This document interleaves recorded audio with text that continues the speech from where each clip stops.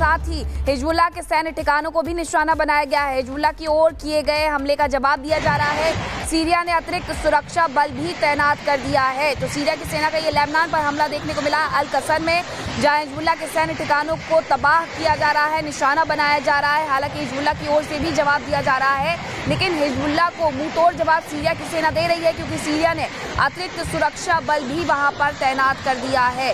हालात किस तरीके से हो गए हैं, तस्वीरों में आप देख सकते हैं कि लेबनान की सीमा किस तरीके से ताबड़तोड़ हमला करते हुए नजर आ रही है।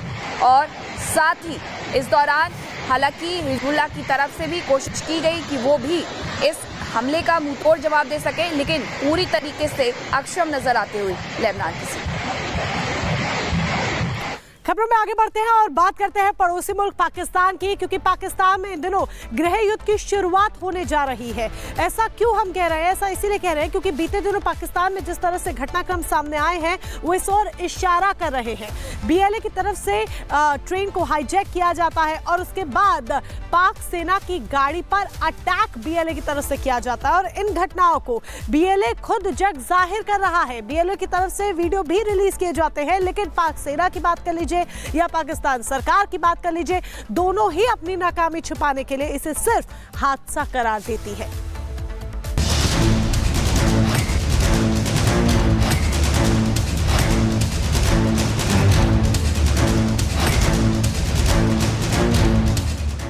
आतंकिस्तान में बम बारूद की बौछार से हाहाकार मचा है। बलूचिस्तान में लगी विद्रोह की आग से पाकिस्तान जल उठा है। बलूचिस्तान का इंतकाम दहशत के साए में मियां शहबाज। महज 5 दिनों के भीतर पाकिस्तानी हुकूमत की हैसियत पता चल गई। पता चल गया कि एटम बम का दम भरने वाले शहबाज की फौज की नाकाबिलियत। बलूचिस्तान की आजादी की मांग पर अड़े बलूच लिबरेशन आर्मी ने पहले दिन दहाड़े ट्रेन हाईजैक की और आज पाकिस्तानी फौज पर फिदाइन हमला बोल दिया। बलूच लिबरेशन आर्मी ने पाकिस्तानी सेना पर फिदाइन हमले का दावा किया। फिदाइन हमले में 90 पाकिस्तानी सैनिक मारे गए। हमला क्वेटा से कप्तान जा रहे 8 मिलिट्री वाहनों पर नौशकी के हाईवे के पास हुआ। बीएलए के मुताबिक मजीद और फतेह ब्रिगेड ने सेना के काफिले पर सुसाइड बॉम्बिंग की। जानकारी के मुताबिक एक फिदाइन लड़ाका विस्फोटकों से भरी गाड़ी लेकर सेना के काफिले से टकरा गया। इसके बाद फतेह स्क्वाड ने सेना के काफिले में घुसकर हमला किया। जिस गाड़ी पर सुसाइड अटैक किया गया था वो पूरी तरह तबाह हो गई। हमले के बाद इलाके में इमरजेंसी लागू की गई।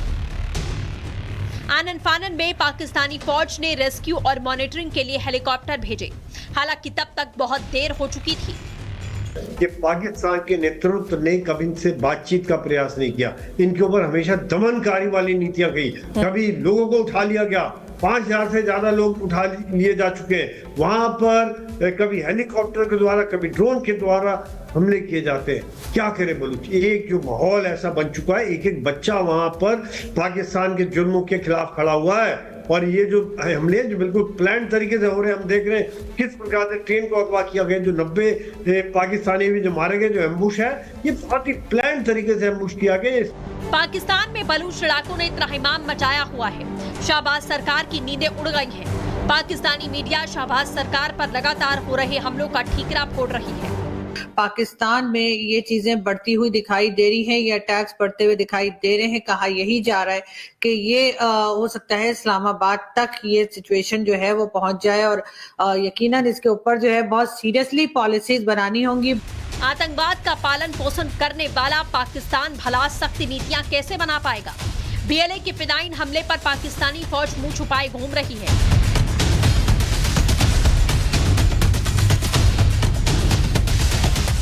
पाकिस्तानी पुलिस ने बलोच आर्मी के दावे को पलट दिया है।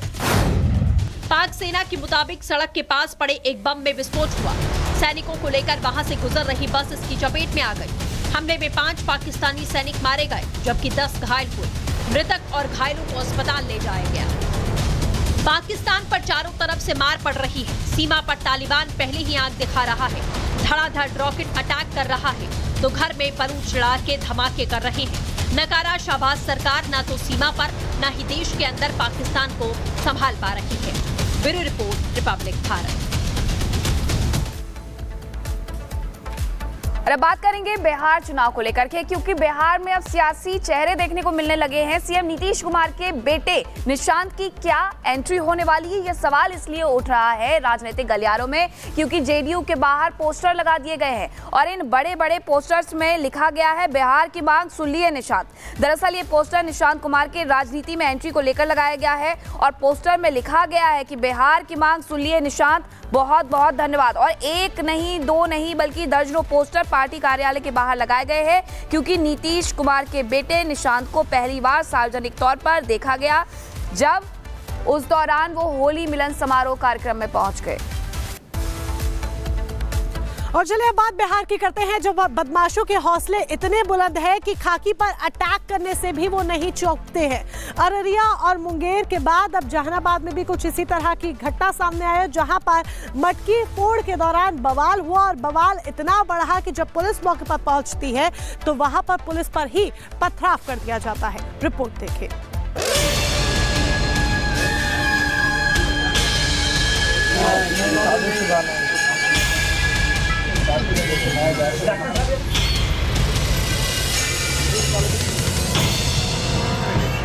बिहार में बीते कुछ दिनों से पुलिस कर्मियों पर हमले बढ़ गए हैं। अररिया और मुंगेर में एसआई की हत्या के बाद अब जहानाबाद में भी पुलिस कर्मियों पर पथराव किया गया है। खबर है कि इस हमले में पुलिस कर्मियों को चोट आई है। दरअसल जहानाबाद में होली के दूसरे दिन मटका फोड़ का आयोजन किया गया था, लेकिन इस दौरान दो पक्षों के बीच बवाल हो गया। जब पुलिस की टीम बीच बचाव करने का प्रयास करने पहुंची तो हुड़दंगियों ने उन पर ही ईंट पत्थर से हमला बोल दिया, जिससे कई पुलिसकर्मी और राहगीर घायल हो गए, जिसके बाद पुलिस ने लाठी चार्ज करके भीड़ को तितर बितर कर दिया। जहानाबाद के एसपी अरविंद प्रताप सिंह ने बताया कि मटका फोड़ने की प्रतियोगिता आयोजित की गई थी। कार्यक्रम के दौरान मटका फोड़ने को लेकर विवाद हुआ, जो इतना बढ़ गया कि हाथापाई और मारपीट तक की नौबत आ गई। यहाँ पर एक मटका फोड़ने का घंटे के बाद एक कार्यक्रम यहाँ पर रखा गया था।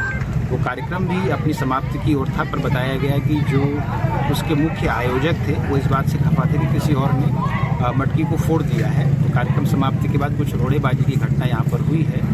जो यहाँ पर कुछ राहगीर गुजर रहे थे और जो कर्मी यहाँ पर खड़े थे उनमें से एक दो लोग चोटिल हुए हैं। ऐसे कुछ लोगों को हम लोगों ने प्रिवेंटिव डिटेंशन में भी पकड़ा है। 6 लोग अभी तक हम लोगों के पास है। जहानाबाद में बवाल के बाद प्रशासन एक्शन मोड में है और इस वारदात में शामिल लोगों की धरपकड़ के लिए सीसी फुटेज का सहारा लिया जा रहा है, जिससे साफ हो पाएगा कि आखिर इसमें कौन कौन शामिल है। हम लोग चिन्हित करके भी सीसीटीवी निकलवा रहे हैं और चिन्हित करके कौन कौन उसमें जो रोड़ाबाजी किए हैं, कुछ लोग कुछ चलने का सूचना मिला था हमें, तो चिन्हित करके हम लोग